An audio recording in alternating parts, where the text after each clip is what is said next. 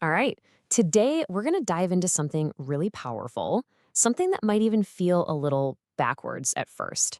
It's called strategic indifference. And it's all about how you can win conflicts, not by fighting harder, but by totally changing the game itself. But before we get into all that, let's just start with a question. And I'm pretty sure we've all been here. Why do we keep getting sucked into these totally exhausting and frustrating arguments? You know the ones I'm talking about, right? Especially online or maybe with a specific person, where it just feels like you're banging your head against a brick wall. Yeah, that's what we're going to call the unwinnable fight. And let's be real, it's a situation that pops up way too often for most of us. Okay, so let's really break this down. Picture this. Someone says something that's just designed to get under your skin. It's provocative, maybe it's insulting, or maybe it's just flat out wrong. What's our first instinct? To jump in, right? To correct them, to defend ourselves, to fight back. But here's the thing. That instinct, it's a trap. It yanks you right onto their turf, onto a battlefield where they've set the rules. And trust me, those rules are designed for you to lose. And this quote, it's just perfect, isn't it?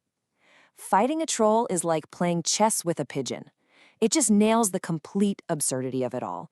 You're over there trying to play this sophisticated game of logic and reason, and your opponent, well, they're just there to knock over the pieces, make a huge mess, and then strut around like they've won some grand victory. It's just chaos.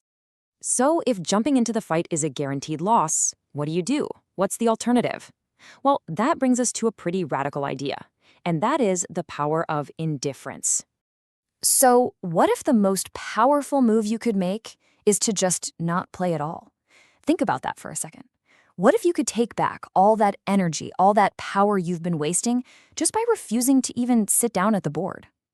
And look, this isn't about giving up. It's not about being weak. It's about being smart enough to recognize when a game just isn't worth your time.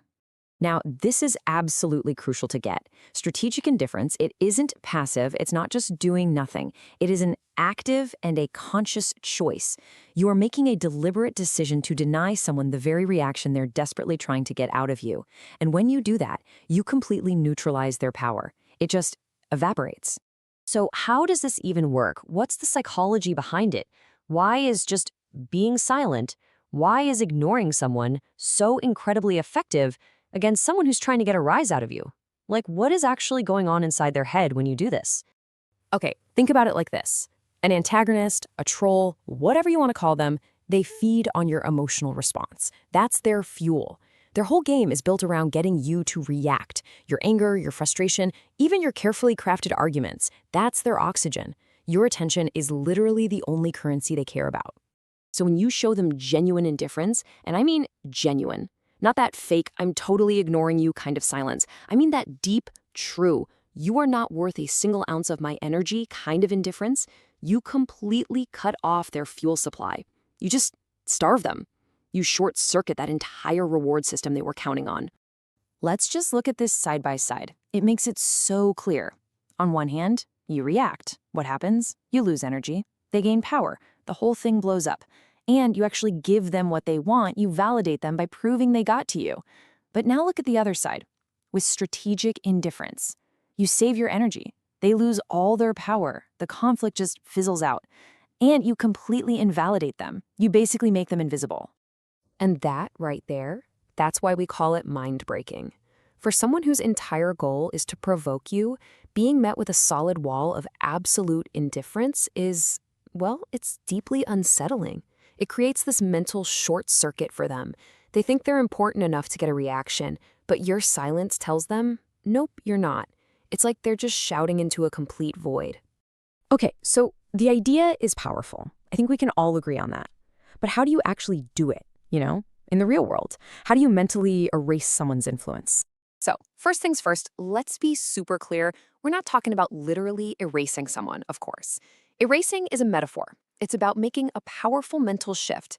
It's about you deciding consciously that this person's words, their actions, will no longer get to live rent-free in your head. Really, it boils down to just 3 steps.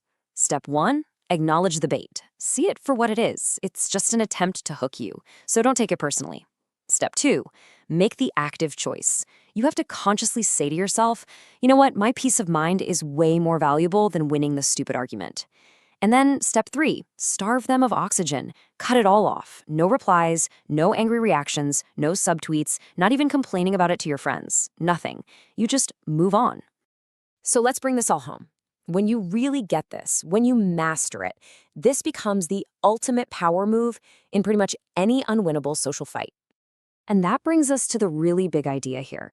You know, we're always taught that power is about having the loudest voice or the sharpest comeback. But real power, true power, it's in the quiet control of not even needing to respond. It's a silence that sends a much clearer message. You aren't even relevant enough for me to argue with. So, what are the big takeaways here? First, learn to spot these unwinnable games and just don't play. Second, remember that indifference is an active strategy. It's a power move, not a sign of weakness. And maybe most important of all, you control your emotional energy. You're the gatekeeper. You get to decide who and what is worth spending it on. But I do want to leave you with one last thing to chew on. We've been talking about this whole idea as a shield, right? A tool to protect your own peace and energy from all the negativity out there. But like any powerful tool, it can be used in different ways. So my question for you is, where's the line? When does this powerful shield turn into a weapon? That's something to think about.